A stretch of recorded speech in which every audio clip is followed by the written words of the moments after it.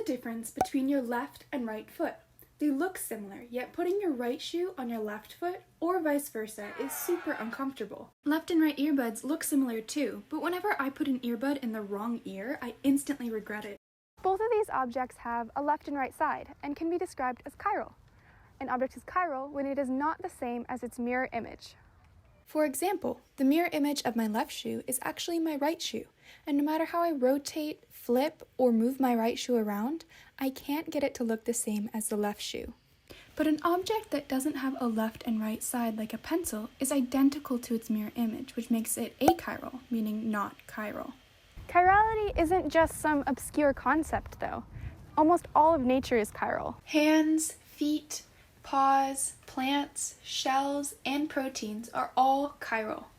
And when a molecule is chiral, like this one, its non-identical mirror image is called its enantiomer, which comes from the Greek word enantio for opposite. Enantiomers have the same molecular formula and chemical connectivity, but differ in the spatial arrangement of their atoms. So just like my shoes, no matter how I move these enantiomers around, the closest I can get to identical is a mirror image. And since many molecules in the human body are chiral, like proteins, enzymes, and receptors, our bodies recognize enantiomers as two distinct substances and respond to them differently.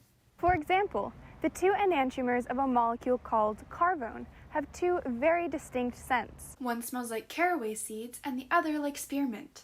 This is because the two enantiomers of carvone fit into different chiroreceptors in your nose, so they smell different to us. Similarly, the two enantiomers of a molecule called linalool smell like sweet orange and lavender. And when it comes to medicine, sometimes only one enantiomer is responsible for a drug's desired activity, while the other is less active, inactive, or even responsible for negative side effects, like in the case of thalidomide. In the 1950s and 60s, a drug called thalidomide was prescribed to many pregnant women as a morning sickness medication. One enantiomer of thalidomide is an effective sedative that delivered the desired effect of the medication. No problem, right? Wrong. What the drug manufacturers and researchers failed to discover was that the other enantiomer of thalidomide could cause serious birth defects. Thalidomide wasn't manufactured to just isolate one of its enantiomers. It was actually a mixture of both, resulting in over 2,000 cases of serious birth defects.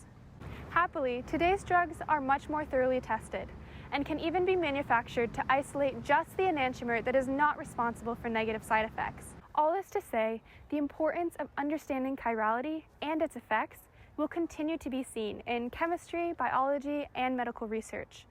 The mistakes of the past can and will be used to inspire the progress of the future.